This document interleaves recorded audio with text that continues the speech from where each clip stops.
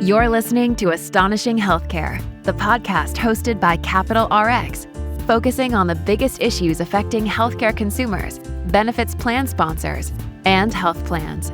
We're covering the inside baseball on how things truly work, or don't, in the U.S. healthcare system and pharmaceutical supply chain in an astonishingly efficient way.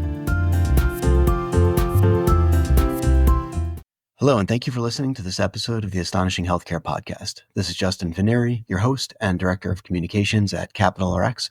And joining me in the studio today is Andrew Gordon, who has been doing a ton of quote-unquote primary research via an NSF grant and a pretty unique program, AH044, the hub. But I'll let him explain that. And all of the work is focused on understanding certain problems in healthcare. We're talking about transparency in the healthcare system, talking about misaligned incentives, and a few other things. So let's just jump right into it. Andrew, thanks for joining me today. Happy to be here. Thanks for having me, Justin. So the backstory here, quickly, is you had interviewed our co-founder and CEO, AH044, and I'll link that in the show notes for listeners. But this piqued my interest, as my background is in investment research, mostly the qualitative stuff like expert interviews and surveys and the stuff you're doing. So I thought it'd be fun to have you on and learn about your work. How about you start off with a little bit about your background, Andrew, and how you got into this project that you've been working on? Sure. Yeah. So I think to start off, my career really began in the startup space, right? I was wearing multiple hats across sales and strategy and business development, predominantly in the advertising industry. And while these roles were certainly fun, what I came to realize over about a year or two in the space is that it wasn't very fulfilling. So I decided to sort of reorient myself and ended up actually going back to school to get a master's degree in social work, specifically realizing the importance of mental health for myself and friends and family members and others, just how important that was. And so when we look at the core of what social work is, it's really being able to advocate for those who are either marginalized or at some sort of a disadvantage. And so that's really been a lot of my core tenet and pillar when stepping into healthcare is really how do we advocate for the underdog? I'm usually either watching the World Series or the World Cup or anything like that. And when I'm doing that, I'm asking folks, if my team's not in the game, what team has gone the longest without winning this title, right? And then I'm putting my energy and my efforts behind that. So I think when we talk about the underdog and really standing up for people is something that's super important. That makes sense. And certainly in healthcare, there's a lot of folks that can use some help, education, resources to find the right path, to get on the right journey, to get the care they need. About how many people would you say you've interviewed over the last 2+ years? And can you take a step back here at the program you're in, the NSF grant, the folks you're interviewing? Give us a high-level overview of what you've been doing here. Sure. It all started off actually with an MRI. So I'll kind of set the stage for people where I was employed by a really large health system. I was also insured through my employer. I went to one of the radiology facilities that my employer owned to actually receive an MRI. And so I was thinking to myself, right, the stars kind of align. It's likely that I'll probably have a super low, if minimal to none out of pocket in this regard. And then I ended up getting a bill for about $700. And so I was really shocked that not only could the MRI originally be billed for like $3,600, but then I'd be responsible for paying so much out of pocket. And that just started this insatiable curiosity to learn and to call folks from the insurance company, to talk to people at that radiology facility, just understand how the money flows, how does the billing get done, and things from there. So that was about 2 years ago, as you had mentioned. And then this kind of curiosity eventually led me to secure some grants on a regional and national level. So the AH044 program is essentially focused on primary interviewing. And so it's getting out into the marketplace and the industry and talking to suppliers and vendors and hospitals and insurance companies, which I'll get into a bit more later. Yep. But just talking about all of these different things, asking these questions we're about to go over into transparency and some other key topics. And so that was something that I was able to, on a regional level, I think the requirement was you had to interview about 30 people in a month. Then you could use some of the insights and other learnings from that to parlay yourself into the national grant, which I have now. And that's doing about 100 interviews over 7 weeks. And so I completed about 300 interviews in that 7-week time frame. That was earlier this year. The interviews just continue to go on every single week, so that number climbs. And so it's been super rewarding. And the grant funnels through Princeton, which has been fantastic as a support system and mentors and a great network there. And so really, really excited to be continuing. That's awesome. Okay. And yeah, I think a lot of people out there have similar stories about, getting that hospital bill and trying to understand, wait a minute, what's this code? What's this cost? Why is this in network? Why is this hospitalist out of network? Like, what am I responsible for?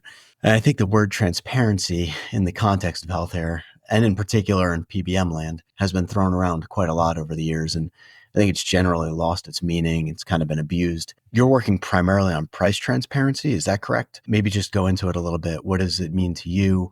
What kinds of questions are you asking? And so on. Yeah, I think price transparency is a good way to put it on where I started. And then I think when you think about that, going beyond just price transparency, it's understanding some of those other elements that patients really care about. So you've got price, you've got quality, you have availability and location, some of those things there, right? And so the way that we derive value is using price and quality.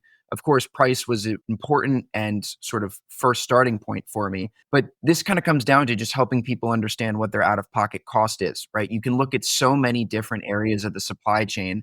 But I think at the end of the day, when I was going about and doing some of the work that I'm doing, it's really saying to folks, hey, this is what you're going to be responsible for paying for this service. And you obviously were digging around on the pharmaceutical supply chain when you're talking to AJ. What other areas of the system have you been working on over the last couple of years? What are some of the things that need to be fixed, in your opinion, most in healthcare? Sure. I think three things come to mind when you ask the question, right, on different fixes. I think it's misaligned incentives, misplaced expectations, and then also the lack of transparency, which we've been touching on a little bit. All right. I guess in my experience, when you're having these conversations, you're digging a little, you're trying to figure out, I try to triangulate around issues, really try to understand what are people saying from different seats and where is their alignment. So with misaligned incentives, it does seem like all across the supply chain, there are misaligned incentives. What comes to mind first and foremost when we say there are misaligned incentives in healthcare? I think a great starting point here would be that payments expected to occur regardless of an accurate or proper diagnosis and set of treatments. So I'll give a patient story to illustrate this example here. There was somebody that went into a dermatologist and they were having irritability and itchiness in their fingertips. And they had given some information to the doctor, like that their older sister had suffered from eczema in the past. And so it was like a 3 or 4 minute telehealth visit with not too much curiosity spurred throughout. And initially, the diagnosis was eczema. Medication was prescribed. It was like an ointment and a cream. And so they ended up spending like $60 on the meds. And then it was like a $150 office visit after the adjustment. And they later found out that not only did none of the medications or the creams or ointments work, but also the diagnosis wasn't correct. It actually wasn't that it was eczema. It was that this individual was using nail polish that their fingertips were having an allergic reaction to. And so when you think about this, right, you really notice that the incentives are to see, not solve, or to focus on volume as opposed to value. I think in other areas, you have different stakeholders, the source of their profits. If you follow the money, how do they actually earn relative to the client or the member they're supposed to serve? That's a patient story there. About how many people have you interviewed, and what is it? It sounds like you do patients, you're talking to executives all throughout the supply chain. I wanted to cast a wide net. The number is well over 600 at this point in the game. And in terms of the different stakeholder groups, these would be folks from insurance companies, patient advocates, policymakers, health system executives, and folks in the revenue cycle. You've got the patient experience people, you have the employers and HR leaders and CFOs that I've been talking to, right? Fully insured and self-insured, to understand the dynamic and changes between those two audiences. It's really a wide net of folks that I've been talking to. And I think it's important because, especially when we talk about transparency and the patient experience and being able to have these positive interactions with the healthcare system, anyone can talk to that, regardless of the hat or the role that they sit in when they show up to work every day. Got it. On the insurance side, where we see a lot of issues historically with just education, understanding what's covered, what's not, who makes money, how. Any areas you've looked into recently there? Sure. On the insurance side, and this is something that has come up, I think, in a couple of recent discussions, is terminology can be confusing. right? So when we think about insurance as well, it's, well, hey, this service is covered, or this thing is being, we take your insurance, for example. I think when people hear that, it's sort of this natural understanding of, well, hey, maybe I don't have to pay anything. But what we don't realize is that we're not free from financial liability when we hear that, hey, we accept your insurance. It just means that it could be, right, an in-network provider. And so I think it's not that we're not literate or intelligent as a human species, but I think when you put the word medical in front of that, are we medically literate? Are we medically intelligent? And I think the answer there is that for a lot of us, we don't need to be until we have to be. And so that's kind of something that I realized as well. And so on the insurance side too, I'll just sort of dive into a little bit with the misaligned incentives that we were talking about earlier. I mean, there's people that when you're selling insurance into employers and groups, you're making a percent commission on the premium spend of the employer group. And so, I mean, I don't know about you, right? But for a lot of us, we end up answering to whoever is cutting us a check, right? Whoever is paying us. And so I think that there's some inherent misalignment there that really needs to be sort of unearthed and focused on, and just get an understanding of, like, where is the money coming from, who's paying who and for what, and then also to what amount, right? How much, as AJ had pointed out in our interview together, how much self-interest is baked into each area of the supply chain and with these payments. That makes a ton of sense. And with the Consolidated Appropriations Act, which we've kind of covered ad nauseum at this point, but it's really important because it's the source of lawsuits. It's the source of some confusion, and it's the source of what should be help for the employer, plan sponsor, or plan fiduciary to get their data and really understand what they're paying for. And the trick, right, is it reasonable? Does that come up in your discussions? Yeah, absolutely. The CAA has been a core focus when we talk about fiduciary duty and procuring services in a very, a very meaningful way and intentional way. And I think part of the example that I give for that too is like, when there's these entrepreneurs that I meet and they're talking about how they limit their client base because they need their objectives to align with the customers or clients they choose to bring on. This isn't just a money grab. This isn't just, hey, we've got a product and we're happy to work with you no matter who you are. It's a sense of you align, we align together in what we're looking to do. And I think that we need some more of that thoughtful interaction in our system, among the partners and people that we choose to work with, right? Is, will they actually genuinely understand and use the dollar in a very, very smart way, and make sure that they're delivering value? I'm curious what you've seen on the buyer side since you're talking to these folks. You mentioned the seller offering a service to a limited number of buyers because they want to concentrate, they want to focus, they want to deliver value. When you're speaking to the buyers across industries, especially healthcare, of course, what are they saying? Yeah, I think a lot of them are starting to realize how important the RFP process is. So that's come up at many different conferences, and even in just direct conversations with folks, is sort of understanding that when you're in that RFP process, that's where the expectation setting is done. And so to be able to have a refined RFP that really looks at and sets forward these parameters of, this is what an ideal partner would be. I need you to look through this and make sure that when you're submitting, you're aware of a lot of these things, right, that may have changed over the last couple of years in those expectations. I think that's a lot of where that focus is turning, right, is that upfront and allowing yourself to not waste your time, right, in vetting different people, and to put it out there and allow them to show you how great they can be. Makes sense. Okay. So another thing I wanted to point out too is that society today is lonelier than ever before. And so I think when that comes to mind, right, we also have siloing of different business operations. And the way that I've been able to see this, right, is when you're calling folks and they're saying, "Hey, I actually don't have access to that information."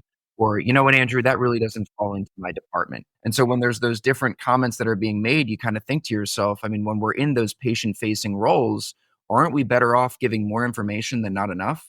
Yeah, silos in healthcare are a whole separate discussion. We've had a couple of them regarding trying to get to value-based care and breaking down those walls so that it makes the continuum of care smoother, if you will, and allows for better information exchange across it.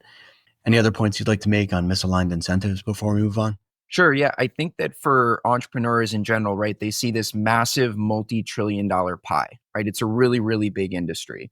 And I think sometimes what happens with that is we can get stuck in this mindset of, well, it'd be great if I could just get a piece of that, right? It's sort of this notion of like anyone going into the Shark Tank, right? Or they're pitching and they're like, we could capture 1% of this massive industry. And Yeah. I think when that comes to mind, it's sort of how do we go back and understand, right? We've got this big pie, but I actually am really curious to know, how is it being made, right? What are the ingredients that are going into it? How is it being cooked versus, hey, I just want to take a slice or I'm just really hungry. And so I think that that's something that's really important, is to understand the payment structures and the contracts and a lot of these other things that make healthcare the way that it is, that sort of sit under the water, if you will, right? Not necessarily these tip of the iceberg things, to get a good understanding of the flow. Got it. Okay. The second part of this, misplaced expectations. What are some of those that you've seen or heard over your course of doing your research? Sure. Yeah. On misplaced expectations, I struggle to grasp the notion of hitting specific volumes of patients in any given service line, because I do know how unpredictable healthcare can be. Outside of annual visits and other routine care operations, we might be able to predict volumes. But the question that I would have for people is, should we be expecting it, right? Should we be expecting that level of predictability? And I would hope that in medicine, we aren't encouraging any patient to do something that they wouldn't want to do just to hit a quota, right? The patient should have the final choice, but this also means that they need to be presented with an exhaustive list of their options, regarding treatment. So the cancer patient where surgery and other interventions aren't an option is probably weighing on, their quality of life. Do they want to spend their remaining days, weeks, and months seeing hospital and healthcare walls as they go back and forth for more and more testing and treatment interventions and beyond? I think that we really need to take a step back and remember that patient desire and choice is one of the most powerful things in healthcare today. Doctors recommend and work with patients, but ultimately depend on patients to make a choice that ultimately needs to be respected. And so I think also, as we talk about misplaced expectations, another thing that comes to mind is this fee for service atmosphere that still predominantly is the framework that healthcare has defaulted to when it comes to payment and understanding of value, which is that, we have a volume focused mindset with fee for service as opposed to a value driven one. But as a doctor or physician, I think the question we should have is, right, am I being valued by the number of patients I see or the outcomes that I create? And I do think that management can focus on both, right? They're both incredibly important, but their narrative on priorities does have to be clear. And I had mentioned, just going back, I'd started my career in sales, right, wearing multiple hats. And there were some managers I had who were just obsessed with how many emails I was or wasn't sending out per day. There was others I had that may have been more interested in the quality of my communications and the time being put into each email. So should we be looking at how many emails, how many visits is somebody doing per day? Or what is the messaging and how are those emails engineered to land more of those calls, to land more of those meetings, to make those patients feel more heard? That's kind of what we need to apply that framework to healthcare, is that we need expectations that are closely aligned with treating patients, right? Listening to these different stakeholder groups, and just making sure too that we're empowering physicians and nurses and social workers and other critical care team members with the utmost level of respect and autonomy. And so, with insurers and employers looking to steer toward healthcare services with quality and outcomes in mind, I think there's a lot of win-win opportunities that we can explore going forward. Yeah, I think we talk a lot about the drive toward value-based care and the potential it has, assuming you have all the data to pull everything together, run the analysis, then, to your point, present the patient, the member, with the options they have so they can choose what's best for them. Maybe they do want to go to a specific doctor over someone that's in network, and maybe it'll cost them a little more, but they can be an educated consumer, right? Absolutely. And another aspect I'd like to bring up too here is appropriateness of care. Okay. I think it comes down to a few possible aspects where, are we delivering this service in the optimal environment, the proper medical authority overseeing it, and has this service been deemed the most fitting engagement for this patient at this point in their treatment journey? There are some health systems that will send a patient to get an MRI or scan done again, a second time, even if it was already done at another facility. This could be particularly true, Justin, in scenarios where the scan was done in a facility that was external to that health system. And so you ask yourself, right? The reason for the repetition here could be liability, could be not knowing what has changed since the first scan. But I think we also should be asking the question of, is the likelihood of uncovering new information high enough to warrant exposing that patient to the elements of another scan, whether there's some exposure to radiation or other things with the imaging process? It's just being mindful, once again, holistically of the patient and the objectives that we're seeking to achieve. Can you share a little bit before we get into the last couple of questions about some of the processes or methods that you've used that you think may benefit listeners in some way as they go about, doing their own due diligence on whatever topics they may be working on? Happy to. So, deeply rooted in my methodology is a passion for understanding. And so, one of the things I tell people is that I'm obsessed with this problem, right? This problem of a lack of price transparency and transparency in our system, but I'm not necessarily married to any solution. I genuinely believe that we can all learn something important and useful from one another if we're willing to just spend the time engaging in thoughtful dialogue like you and I are doing here today. And so, I focus on primary interviewing and real time collection of insights. I'm attending conferences. I'm going to a ton of in-person events. I'm absorbing knowledge from different books, right? Specifically healthcare finance books and other things that are really dialed into the healthcare space we find ourselves in. And I'm also reaching out to people mentioned in them, right? If I'm reading a book and I see that somebody's mentioned in there, that's usually a really good sign that I want to speak with them, right? And they've got some amazing things to share outside of even just what's been summarized in that book or in that chapter. And so following up to names that I get either in the books that I'm reading or that get sent my way in discussions that I have in person or on Zoom, that's been a really meaningful pathway for me to pursue. And then I would also just say, right, like listening to healthcare podcasts with executives and other thought leaders, right? People are so willing to be helpful. And I remember that when we first connected, you were also incredibly like willing to just say, hey, is there, are there folks I can make intros to, or is there anybody that would be a great discussion, in my network that I can help with? So Yeah, referrals were always awesome. So love that.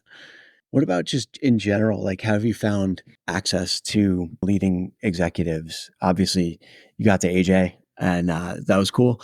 I'm just curious about the overall level of receptivity to the ask for a discussion about quote unquote transparency these days. as it's becoming a more common topic to pursue, people are absolutely engaging in that dialogue more. They're willing to take some calls or set some meetings, or it's coming up at conferences more. But I think that when it comes to the access to the executives, it can be tricky because it is based on your approach, right? And I do think that you need to be really dialed into, hey, like, what's my mission? What's my position? Why am I reaching out? What am I looking to get? But then also, right, as we know, it takes two to tango. So what do I have maybe to offer, right? And have I been doing a lot of this work, or is there some perspectives that might be worthwhile for me to introduce as part of our discussion? And so I think that you've got this ability to reach out to folks and really be thoughtful about what that outreach looks like. And I found too that when they sense that passion and they understand your position, they're willing to open up some time on their calendar, right? Or they're willing to spend that 20 minutes with you while you're at a conference in person together, things like that.